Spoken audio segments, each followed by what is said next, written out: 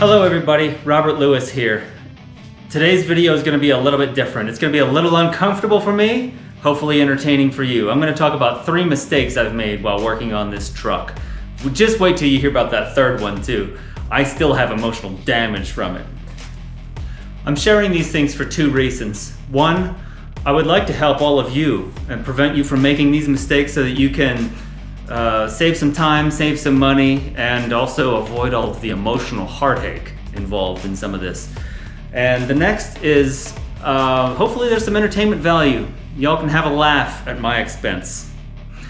And finally, before I get started, I want to say thank you for watching. Thank you for the likes, subscribe, comments, all that stuff. All of those things help the channel grow, and so I appreciate that. Problem number 1. My most popular video so far has been the leaf spring installation video. I put those things on middle of the summer and it went pretty well. It took all day, but it was a satisfying job. It solved a lot of problems that I had.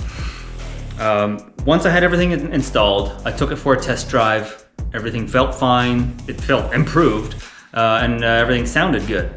It wasn't until a few days later that I noticed something wrong.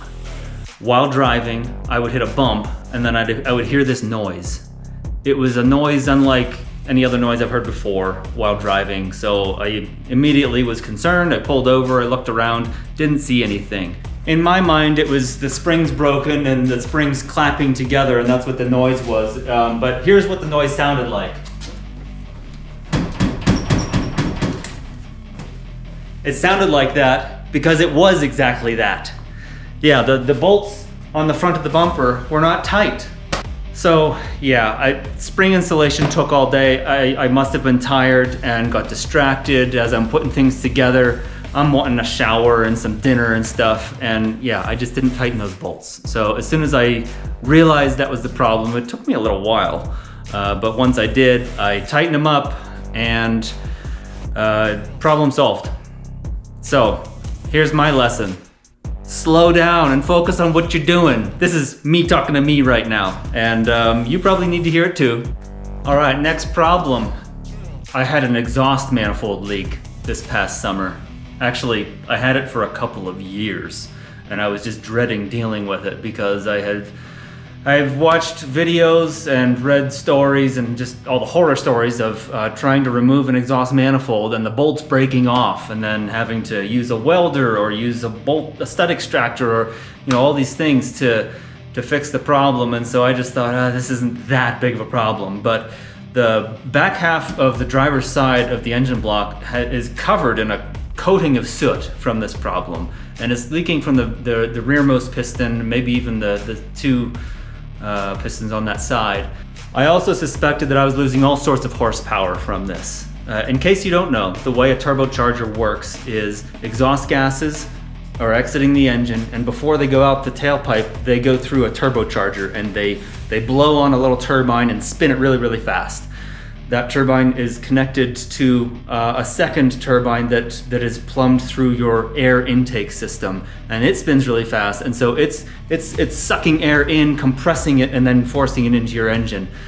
More air and more fuel mixed with it makes more power. So that's why we have turbochargers. They work great, they make a lot of power, make you go fast. If you've got a leak in your pipes that are feeding that turbocharger, then you are not going to be able to maximize the pressure, and you will have lost potential power. So that's why this is a big problem, and anybody working with a turbo needs to have tight plumbing all the way up, leading up to that turbocharger.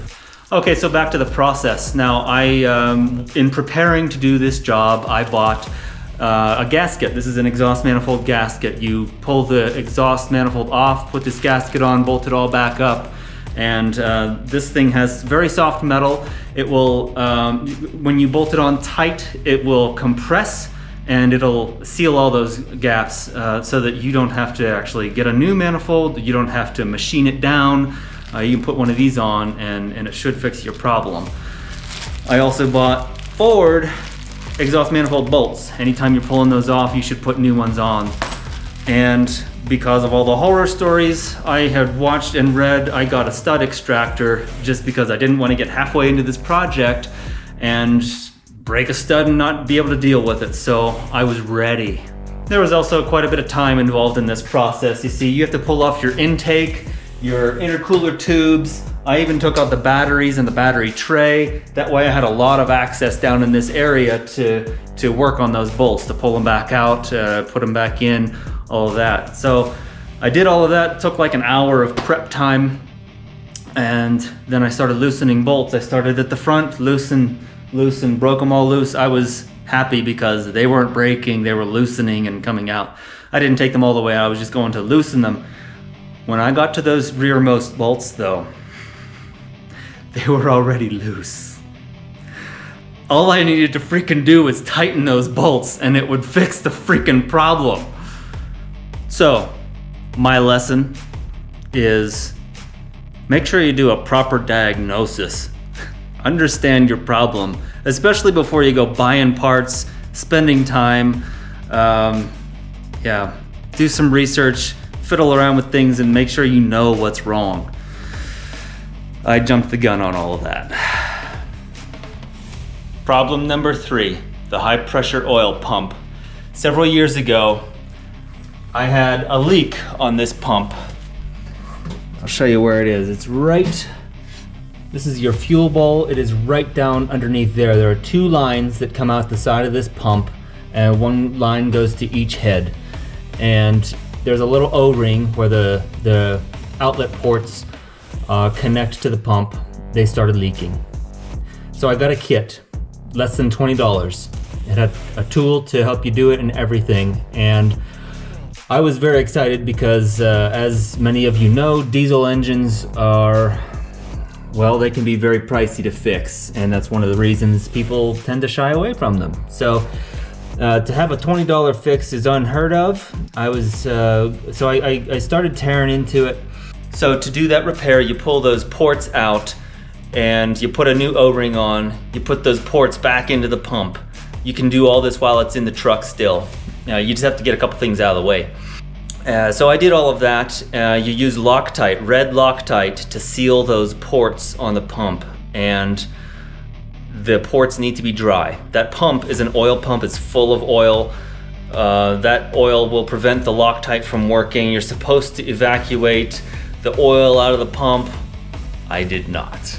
I was in a hurry or taking shortcuts. I don't remember why, but I didn't do that. I just thought, you know what, I'm gonna just put this Loctite on this thing and screw it back together, and it didn't work. It kept leaking. So I had to, I'll show you here.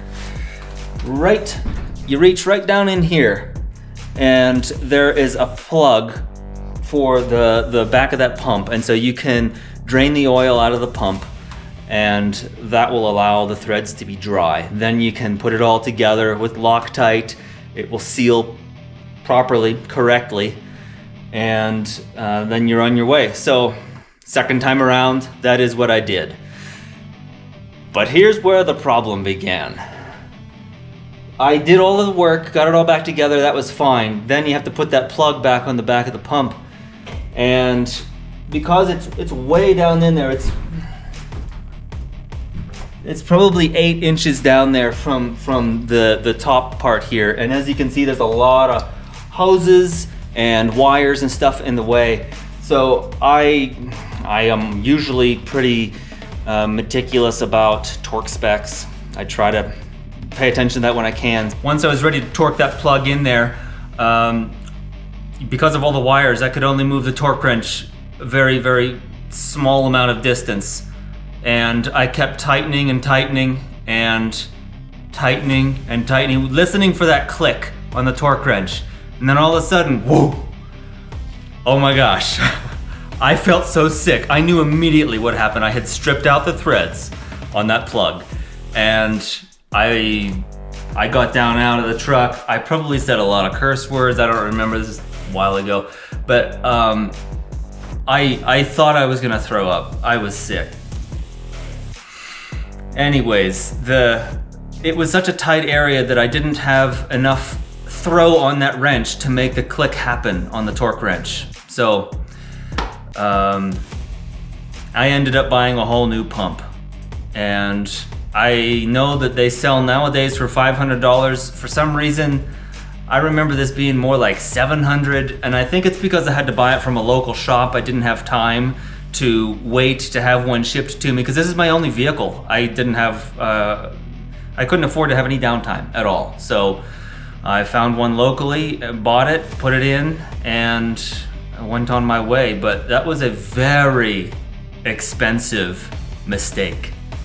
And so what is my lesson? What did I learn? Well, I just need more experience. I have none. And I watch a couple of YouTube videos, or I get my Chilton's manual out and just get to it. And so I would imagine someone who does this all the time knows, that someone who does this all the time is going to be able to watch for those sorts of problems and head it off before it even begins. So I want to give a shout out to my father-in-law, Dave, now. Dave Cruz, he has something that he's said to me many times, and it's about education. And he says, you're gonna pay for your education no matter what. Some people go to college or go to a trade school, and in that setting, you pay for it all up front, and you also do all of your learning all up front. This is the other end of that spectrum, where I have no education in this. It's just the school of hard knocks and making mistakes over and over and learning from them. So although I didn't pay to go become a mechanic, I'm learning piece by piece as things come up, how to fix my vehicles.